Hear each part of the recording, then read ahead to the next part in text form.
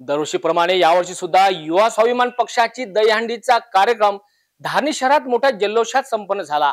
अभिनेता गुलशन ग्रोवर सह राणा दाम्पत्याचे नागरिकांनी जल्लोषात स्वागत केले। तर अभिनेता गुलशन ग्रोवर यांच्यासह राणा दाम्पत्याचा रोड शो सुद्धा घेण्यात आला। या वर्षीची दहीहंडी मेळघाटला समर्पित असल्याचे राणा दाम्पत्यांनी स्पष्ट केले। धारणी येथील दहीहंडी स्पर्धेत आदिवासी नृत्यांचे विशेष आकर्षण दिसून आले।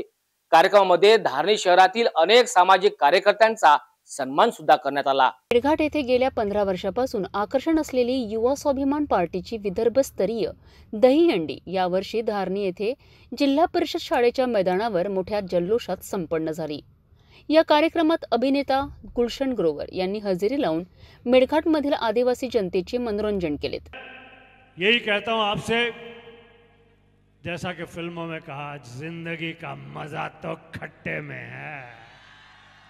अब एक पीछे बहन जी मिली, बोलती है शंकर बिहारी सपड़ा के साथ गाना गाना है क्या।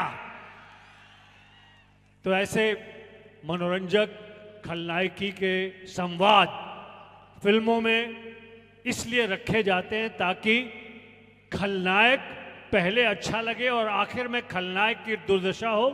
हम सबको जीवन में खलनायक नहीं नायक बनना है।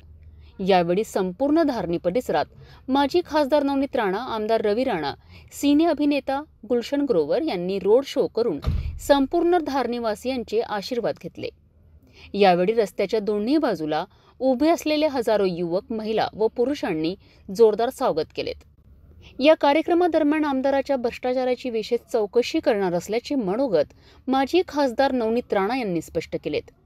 कार्यक्रम दरम्यान मेळघाटमधील सामाजिक कार्यकर्त्यांचा सत्कार करण्यात आला। दहीहंडी स्पर्धा बघायला हजारो नागरिकांची गर्दी उसळली होती।